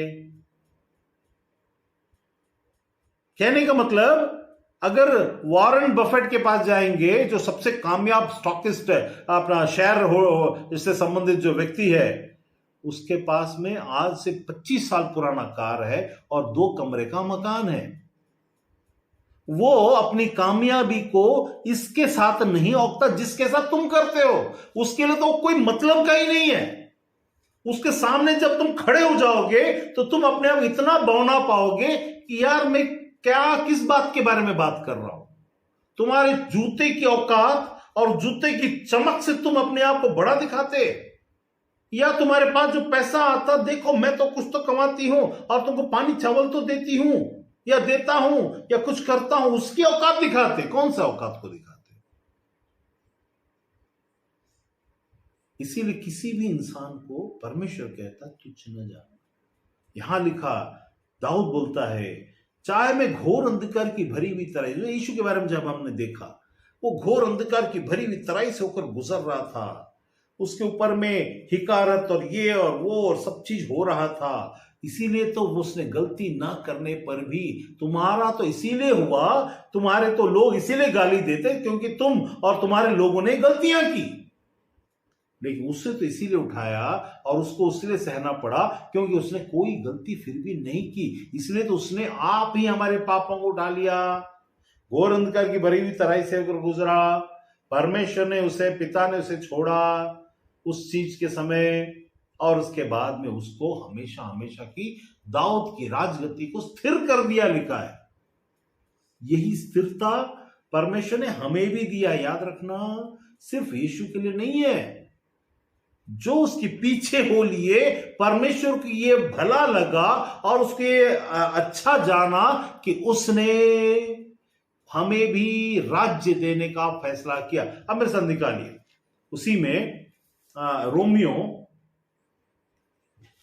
रोमियो उसका 9 उसका 27। पहले यशायाह 10 को निकाल लें, वही हमारे पर निकला हुआ था, यशायाह 10 उसका 22 और 23। यशायाह 10 उसका 22 और 23। यशायाह 10:22-23। क्योंकि हे इज़राइल, चाहे तेरे लोग समुद्र की बालू की किनकों के समान बहुत हों, तो भी निश्चय उनमें से केवल बचे हुए लोग ही लौटेंगे। सत्यानाश तो पूरा न्याय के साथ ठान लिया गया है। उसी को यशायाह की किताब के 10वें अध्याय के 10th के 22 में जो लिखा है, उसमें तुम कितने भी बढ़ जाओ, ये जो बालू के तिनके को मल्टीप्लिकेशन या ब्लेसिंग बोलते हैं, मतलब जिसको तुम गिन ना पाओ, भले ही तुम इतने हो जाओ, लेकिन सत्यानाश तो ठान लिया गया है, क्योंकि न्याय ठाना हुआ बात है। अब यहां पर देखिए, रोमियो में उसी चीज को पढ़ता हूं, वहां लिखा है रोमियो 9:27। यशायाह इज़राइल के विषय में पुकारता है, चाहे इज़राइल की संतानों की गिनती समुद्र के बालू के बराबर हो जाए, तो भी उनमें से थोड़े ही बचेंगे। हमारी आशीष कितने भी हो जाए, हमारी जिंदगी की बातें कितने भी बढ़ जाएं, इसको आशीष तो परमेश्वर से ही आती है, पर याद रखना, न्याय भी परमेश्वर की ओर से आता है। तुम्हारा चाल, योर एक्शन, तुम्हारी thought process is the filter to filter the blessing of God and all the stress that is there, that the blessing, real blessing will be very less or maybe nothing and everything goes of that, क्योंकि तुम उस चीज को अपने हाथ से परमेश्वर हाथ में फिल्टर करने के लिए सौंपोगे। ये लो प्रभु, मेरे जिंदगी की आशीष का फिल्टर तो ऐसे करना। कैसे करना? तुमने जो न्याय चुकाया या तुमने जो न्याय किया, राय बनाकर, बोलकर, तुच्छ ठहराकर और ठोकर मारकर, याद रखना, यही तुम्हारा न्याय में आकर के तुम्हारे पास आ जाएगा। परमेश्वर बोलेगा, देख, तूने मेरे हाथ में अपने न्याय को सौंपा, जिस नाप से तुमने नापा उसी नाप से नापा जाएगा। वाली बात यहां प्रूव होती है कि तुम्हारा एक्शन, तुम्हारे ब्लेसिंग कितने भी हो जाएं, इससे फर्क नहीं पड़ेगा। Nothing is going to change because blessing doesn't count. हम काउंट कर सकते हैं, आशीष गिनो गिनो नाम बनाम, और तुम विस्मित होगे देखकर कृष्ण के काम। तो इसका मतलब क्या हुआ? वहां पर आशीष गिने हम, लेकिन परमेश्वर आशीष नहीं उसको, क्योंकि वहां क्या वचन में, विषय में क्या लिखा है? वहां लिखा है पूरा सत्यानाश तो पूरे न्याय के साथ ठान लिया गया है। सत्यानाश पूरा न्याय के साथ ठान लिया गया है, मतलब ये देश के लिए, मैंने स्टार्टिंग में बोला था, पृथ्वी, जगत, देश, फिर आपका राज्य, आपका जिला, आपका कम्युनिटी और आप सब में एक साथ लागू होगा। वहां का असर अफगानिस्तान में जब ISIS वाले या दूसरे जब घुसे थे, उसका असर वहां के हर एक जिंदगी में, हर एक घर के ऊपर असर पड़ा था। क्या था वो? जब परमेश्वर न्याय करना चाहे तो भेजता है। हमारे ऊपर राजा भी वही ठहरता है जैसा हम प्रजा हैं। यहां लिखा, देखो, चाहे इज़राइल की संतान गिनती में, क्योंकि परमेश्वर ने आशीष दी थी, आशीष का संबंध मल्टीप्लिकेशन है, परमेश्वर ने हमें भी आशीष दी है। मलाकी में, उसको आपको पता है लेकिन फिर भी निकालता हूं इस संदर्भ में उसको जोड़ने के लिए, कि मलाकी उसका तीसरा, last chapter of old testament, Malachi उसका तीसरा अध्याय 16 से पढ़ता हूं। तब यहोवा का भय मानने वालों ने आपस में बातें की, यहोवा ध्यान धरकर उनकी सुनता था। जो यहोवा का भय मानते और उसके नाम का सम्मान करते, उनके स्मरण के निमित्त उनके सामने एक पुस्तक लिखी जाती थी। मतलब जो परमेश्वर को जानते मानते हैं, हमारा पुस्तक लिखा जाता है। याद रखना, उस पुस्तक में ए नालायक है तू मत बोल देना, वो लिखा जाएगा। ए तो किसी काम का नहीं मत बोल देना, वो लिखा जाएगा। अरे ये तो पागल है मत बोल देना, वो लिखा जाएगा। क्योंकि तुम क्या हो? यहोवा का भय मानने वाले जब बात करते हैं तो उसको इसीलिए सुना जाता है क्योंकि वहां पर क्या होता है, उसके लिए एक पुस्तक लिखी जाती थी। तुम जो बोलोगे वो लिखा जाएगा, फिर न्याय तो वहां पर ठहरेगा ना। तब जो दिन मैंने ठहराया, उस दिन वे लोग वरण मेरे निज भाग ठहरेंगे और उनके साथ ऐसी कोमलता करूंगा। वो कोमलता मतलब क्या बोल रहा है? न्याय करूंगा कोमलता के साथ। फिर तुम फिर कर धर्मी और दुष्ट के भेद, अर्थात परमेश्वर की सेवा करता जो परमेश्वर सेवा नहीं करता, दोनों के भेद को पहचान सकोगे। परमेश्वर की सेवा करना और परमेश्वर की सेवा न करना, आपस में हम क्या बात करते हैं वो पहचान कराता है। परमेश्वर की सेवा यह नहीं कि मैं जो यहां से प्रचार कर रहा तो मैं परमेश्वर की सेवा कर रहा ना। परमेश्वर की सेवा है कि इसके बाद मैं किसी के बारे में क्या राय रखता हूं।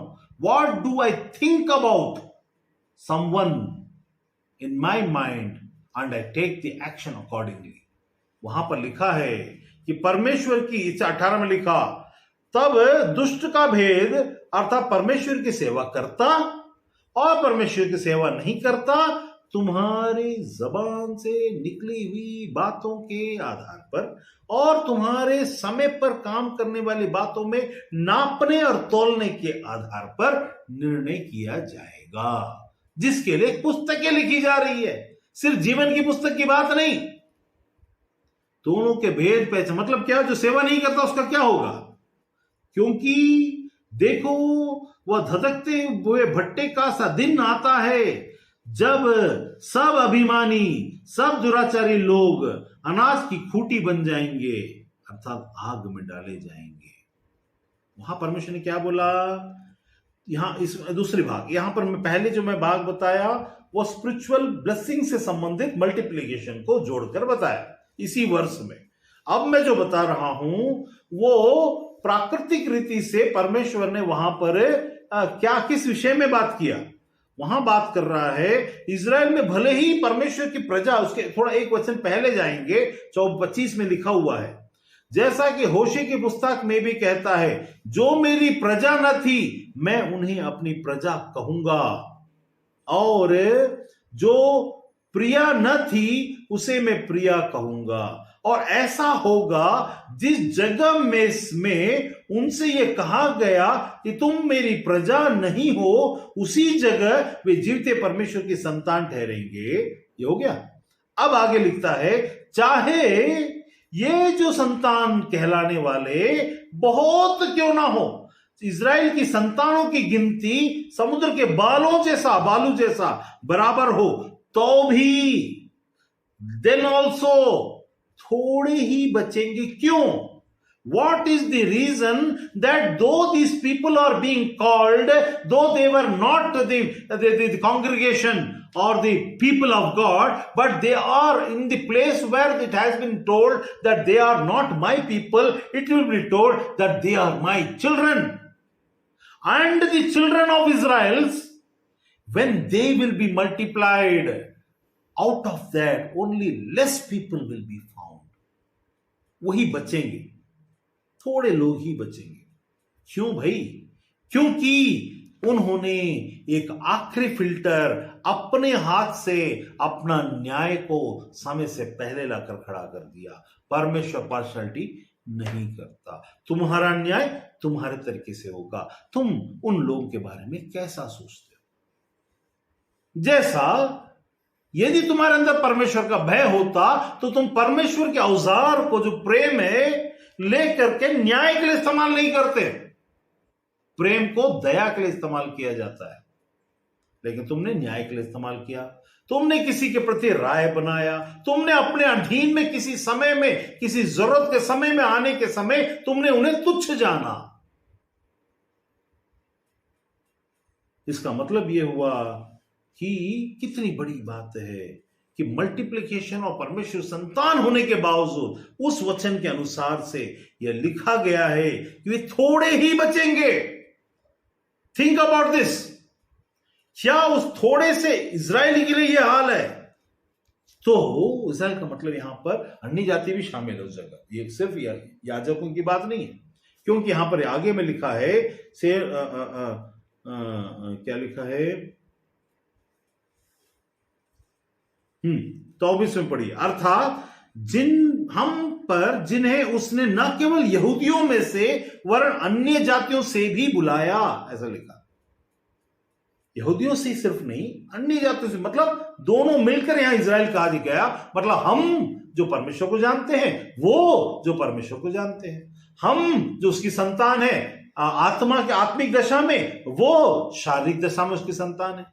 फिर भी आगे देखेंगे ये जो इजराइल की संतान उनमें से थोड़े ही बचेंगे. परमेश्वर का हाथ होते हुए भी. क्यों मालूम है? वहां आगे में उसका निर्णय दिया गया है. 28 में लिखा, क्योंकि प्रभु का वचन, अर्थात सेंटेंस, इंग्लिश में पढ़ेंगे, वहां लिखा है सेंटेंस. कभी हम इस जगह में ऐसा सोचे हैं? he has been sentenced for death. He has been sentenced for death by hanging. He has been sentenced 10-year jail, 2-year jail. He has been sentenced. English में पढ़ देता हूं उसी चीज को. यहां पर जो वचन लिखा है, यहां पर क्या लिखता है उसके बारे में? 9 का 28 उसमें लिखा, For the Lord will carry out his sentence on earth with speed and finality. With speed and finality. यहां लिखा है प्रभु अपना वचन, अर्थात सेंटेंस, जजमेंट वाला. सेंटेंस मतलब जजमेंट वाला, not this word of God. परमेश्वर अपने वचन सोचकर, वर्ड ऑफ गॉड सोचकर मत बैठ जाइए. ये सेंटेंस जजमेंट वाला पृथ्वी पर, इजराइल पर नहीं, पृथ्वी पर पूरा करके. यहां लिखा है on, sentence on earth, not Israel. पृथ्वी पर पूरा करके धार्मिकता से शीघ्र उसे सिद्ध करेगा. धार्मिकता से शीघ्र उसे सिद्ध करेगा. मतलब वो धार्मिकता की, यहां पर वो धार्मिकता नहीं, यीशु हालेलुया, प्रार्थना, उपवास और बहुत अच्छे धर्मी, ये वाला नहीं.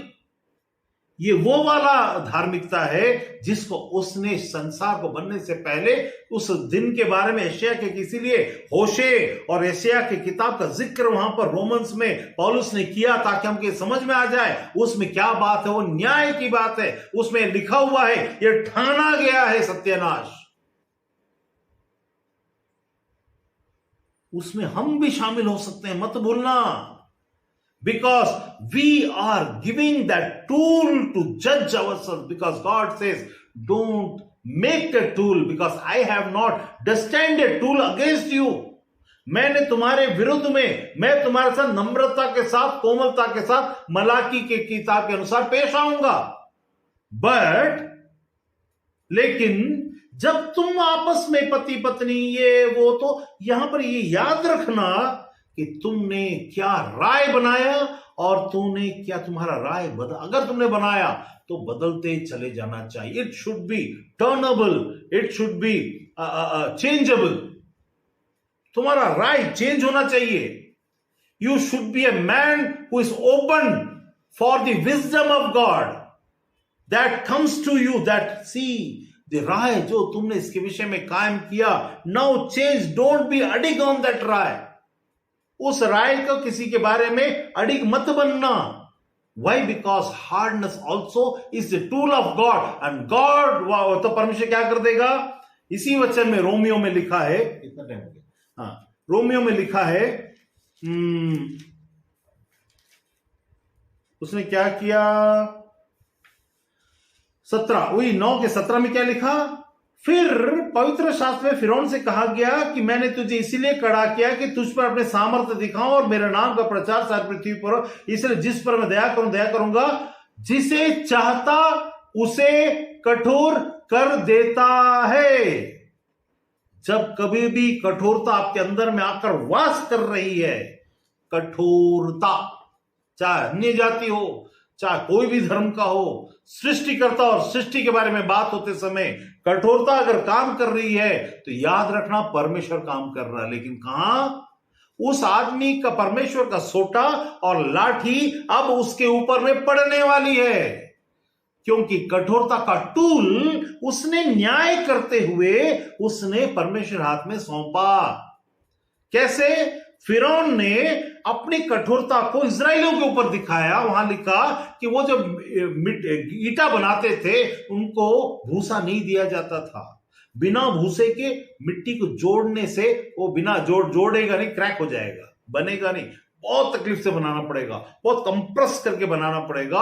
और उसने अप्रेस किया, कंप्रेस किया, दबाया और उसके अनुसार न्याय को चुकाने की बात को रखा और यहां तक मार डालने की कोशिश की और उनके ऊपर में इतना जुल्म डाला कि उसका हार्डनेस वहां दिखा.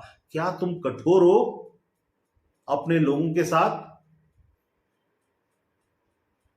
अगर ऐसा है तो परमेश्वर तुम्हारे जिंदगी में काम कर रहा है, तुम्हारे साथ होकर नहीं, तुम्हारे विरुद्ध. तेरे लाठी और तेरे सोटे से मुझे शांति नहीं मिलेगी. याद रखना, नाम अपना डाल देना. उसके सोटे और लाठी से शांति नहीं, अशांति, अव्यवहारिक बातें, अजीब सी बातें, न समझने वाली बातें, बेचैनियां. मैं तो चाहता हूं कि कोई ऐसा गाना बने, बेचैनियां. कोई गाना बनानी है बेचैनियां. तो बेचैनियां आएंगी, impatience, panic, threat, fear into your sphere. तुम्हारे सर्कल में फियर. तुमको हमेशा फ्यूचर का फियर लगा रहेगा, डर लगा रहेगा, बहुत सारी तरीकों से, बहुत सारी बातों से. तुम परमेश्वर के न्याय, परमेश्वर का स्थान, हम बोलते अरे मैं तो प्रभु को बहुत डरती हूं, प्रभु मुझे क्षमा करना, प्रभु यदि मैंने तेरे विरुद्ध में कोई भी ऐसा न्याय चुका, तेरा स्थान, मैं शैतान जैसा मैं बिल्कुल नहीं. लेकिन नो, तुमने ले लिया जब तुमने राय कायम किया. तुमने बोल दिया जब तुमने राय को बता दिया. तुमने कर दिया जब तुमने उसके अनुसार एक्शन लिया. फिर तुम बोलते हो हाँ प्रभु मैं न्याय नहीं.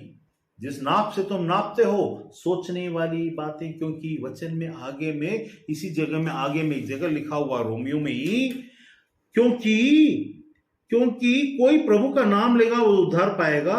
फिर उन्होंने विश्वास नहीं किया तो उन्होंने कहां किया? हाँ, क्योंकि विश्वास सुनने से और सुनना मसीह के वचन से होता. मतलब क्या हुआ? तुम्हारा विश्वास सुनने, सुनाने, बोलने, बताने में शामिल है, तो तुम्हारा उद्धार ही उसी में है. याद रखना, उद्धार का मतलब फ्रीडम. वो फ्रीडम तुम्हारा छीन लिया जाएगा जब तुम दूसरों की फ्रीडम को, उनके मन को ठेस पहुंचाकर और ठोकर लगाकर, यदि तुमने उनके चैन को छीना तो तुम्हारा चैन छीना जाएगा और उसमें उद्धार शामिल है. फिर मत बोलना, क्योंकि उद्धार यहां वचन में रोमियो 10 में लिखा हुआ है. क्या लिखा? अतः विश्वास सुनने और सुनना मसीह के वचन से होता है. तुमने कैसा विश्वास किया? सुनकर ना। तुमने कैसा विश्वास किया? अंगीकार कैसे किया? बोल कर ना। तो सुनना किसी के बारे में और खुश होना, बोलकर खुश होना, दोनों उद्धार से संबंधित बातों में असर करेगा ही करेगा।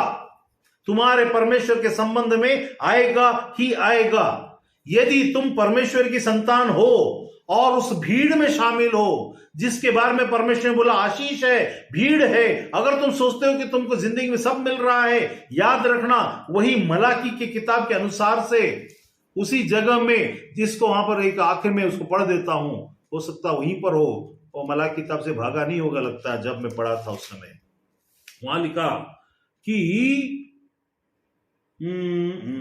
हाँ, परंतु तुम्हारे लिए मेरे नाम से भय मानते हो, वहां लिखा उसके ऊपर में, और उस आने वाले दिन में ऐसे भस्म हो जाएंगे उनका पता तक न रहेगा। पता तक ना रहेगा। और उसके बाद परंतु तुम मेरे नाम से भय मानते हो, धर्म का सूर्य उदय होगा, और जो भय नहीं मानता, धर्म का सूर्य उदय नहीं होगा। जब भय मानते का मतलब क्या हुआ? जो भय मानता है वो ये फालतू की फिल्दी बातें और चीजों में अपनी जबान को फंसाएगा नहीं। ये जबान तुमको फंसाता है, ये जबान ही तुम्हें बचाता भी है। कैसे? मतलब यहां क्या लिखा? जो मेरे नाम का भय मानते। तुम भय मानते हो? हाँ प्रभु, मैं तो तुम्हारा भय मानता हूं। फिर तुम अपने बच्चे के बारे में, अपने बहन के बारे में, अपने पति के बारे में, अपनी पत्नी के बारे में तुमने ऐसा उल्टा राय क्यों कायम किया कि तुम किसी काम के लायक नहीं? तुम काम के लायक हो क्या? You have done the flag upon the Himalaya, that you are showing that you are so successful in your life. On what branch, on in what way? What तुम्हारा पैमाना क्या? उसको नापने का पैमाना तुम्हारी विक्ट्री, तुम्हारी जीत और तुम्हारी अच्छी बातें और हासिल करने वाली बातें और चीजों का पैमाना क्या है? जिस पैमाने से तुम नापते हो उसी पैमाने से नापा जाएगा। तो यहां लिखा, और उसी किरण के द्वारा तुम चंगे हो जाओगे, नहीं तो क्या हो जाओगे? बीमार हो जाओगे। भय मानते सोचते हैं, लेकिन ऐसा राय कायम करते हैं। तो यहां क्या हो रहा है? परंतु तुम्हारे लिए जो मेरे नाम का भय मानते हो, अच्छा, धर्म का सूर्य उदय होगा। पहले जान से तुम भय मानते हो क्या? अगर भय मानते हो ये चीजें करते हो क्या? अगर ये चीजें करते हो तो तुम भय नहीं मानते। अगर भय नहीं मानते इस आधार पर, तुम्हारे कर्म के आधार पर, तो क्या हो गया? तुम विश्वास नहीं करते। अर्थात तुम्हारे जीवन में, जबान में जीवन की बातें शब्द में निकलेंगी, जीवन के साथ नहीं निकलेंगी। The word will come out of your mouth of Jesus or of life, but it won't have life in that. तुम्हारे शब्दों में जीवन भरा हुआ समोसा खाली खाली आएगा, कचौड़ी खाली खाली आएगा। उसको तुम खाओगे, इसके अंदर तो मसाला ही नहीं है, इसके अंदर तो जीवन ही नहीं है। शब्द है, दी खोल है, आउटर खोल है, अंदर का बादाम गायब है। खोल को लेकर, अखरोट के खोल है, अंदर का ब्रेन जैसा दिखने वाला वो मलाई गायब है। क्यों? क्योंकि तुम्हारे अंदर का जीवन मृत्यु में बदल चुका। अब तुम्हारी बातें किसी को असर नहीं करेंगी, तुम्हारी बोलने वाली बातें किसी को नहीं। मृत्यु हमेशा दूसरों को नहीं, तुमको असर कर जाएगा। यदि तुम्हारे पास जीवन है, सामने वाला टकराएगा, वो मर जाएगा, याद रखना। और तुम्हारे पास अगर मृत्यु है, सामने वाला नहीं, तुम बीमा। यहां लिखा आगे, और उसकी किरण के द्वारा तुम चंगे हो जाओगे। मतलब अब जब भय नहीं मानते हो तो उसकी किरण के द्वारा से बीमार पड़ोगे। मिरियम ने मूसा के साथ वही किया।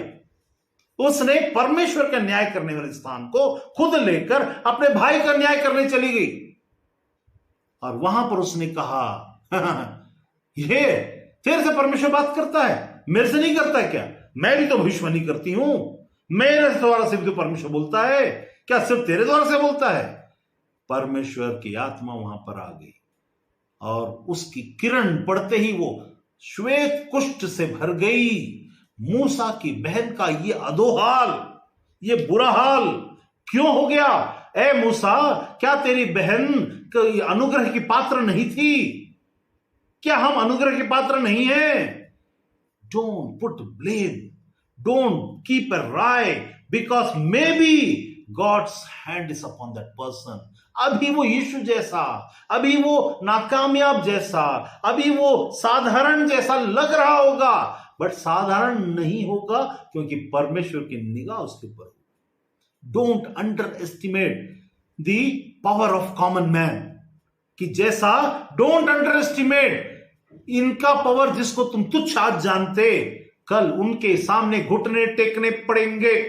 हर एक घुटना टिकेगा मसीह के सामने आत्मा की बातों में। जो परमेश्वर के जन को तुमने तुच्छ जाना या किसी को भी तुच्छ जाना, वो छोटा हो या बड़ा, एक भिखारी को तुच्छ जाना, उसी भिखारी से तुमको किसी न किसी एक दिन सहायता लेनी पड़ेगी। याद रखना, परमेश्वर का न्याय ही है। इसलिए यहां पर लिखता कि तुम निकलकर पाले हुए बछड़ों के समान कूदोगे फांदोगे। इसका मतलब क्या हुआ? तुम निकलकर छिप छिप कर तुमको रहना पड़ेगा। अपने अपने जिंदगी में अपने अपने बारे में सोचो। तुम कूदोगे फांदोगे नहीं। क्या डल है, ऐसा है, वैसा है, हर एक को अपना अपना अपना अपना देखना है। डालोगे अर्थात उस ठहराए हुए दिन वे तुम्हारे पांव के नीचे राख बन जाएंगे। वो तो है ही है। अगर हम अपनी लोग, इसलिए मैंने क्या बोला, इस्राएल की संतान तो बहुत सारे हैं, मल्टीपल, गिनती के योग्य नहीं, उसकी आशीषें बहुत है, लेकिन क्या उसमें से बचेंगे कुछ? उस वचन को मत्ती के 6 या 7 में जो लिखा हुआ है, जिस नाप से तुम नापते हो उसी नाप से नापा जाएगा। पैमाना तुम्हारा दूसरों को नापने का क्या? इसको साधारण मत समझ। झूठे भविष्यवक्ता इन बातों की ओर ध्यान नहीं देंगे। But don't try to take the place of God by just doing the simplest things which doesn't seem to be big. वो ऐसा बड़ा सा नहीं लग रहा, लेकिन हर वक्त हम परमेश्वर को गाली देते हैं और हम ये फियर, परमेश्वर का भय को छोड़कर हम उन चीजों को करने चले जाते हैं और न्याय करते हुए हम खुद न्याय के भागीदार बनते। तुम न्याय करोगे तो तुम्हारा न्याय जिस नाप से करोगे उस नाप से किया जाएगा। तुम न्याय नहीं करोगे तो तुम्हारा भी नहीं किया जाएगा। अब तुमने न्याय किया तो यकीन मानो न्याय होगा। यहां भी जैसे परमेश्वर बोला, जो तुम मेरे पीछे हो लिए हो पृथ्वी पर 100 गुना और स्वर्ग राज्य में तुम्हें राज्य और पदवी दिया जाएगा। पृथ्वी पर 100 गुना भुगतना पड़ेगा। जाने से पहले न्याय मत कर लेना मुंह से, राय से, दूसरों को चुगली करने के द्वारा, उसकी परिस्थिति को देखकर उसको तुच्छ न जानना।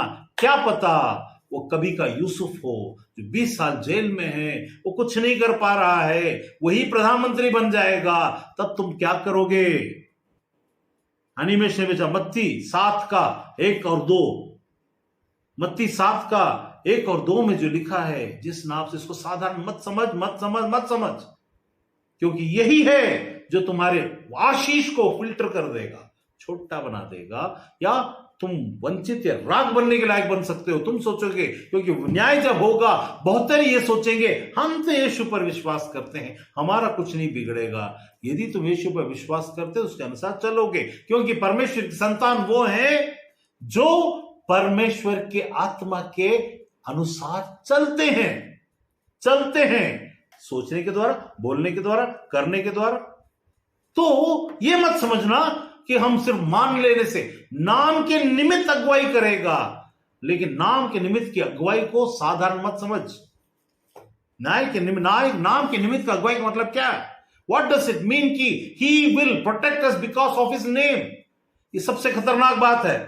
आज उसको मैं 2 लाइन में खत्म कर दूंगा, ये लास्ट है। नाम के निमित्त अगुवाई अगर आपको मिलती है, नाम के निमित्त यदि आपको आशीष मिलती है, नाम के निमित्त यदि आपको प्रोटेक्शन मिलता है, नाम के निमित्त जब परमेश्वर करता है तो वो उस पर दया कर रहा है, इस आधार पर नहीं कि वो उसके योग्य है, इस आधार पर कि अनुग्रह का समय चल रहा है, इसीलिए दया हो रहा है। लेकिन जब तुम उस चीज, क्योंकि यहां पर क्या लिखा, रोमियो के 10 में जो लिखा है उसमें ये लिखा, क्या लिखता है?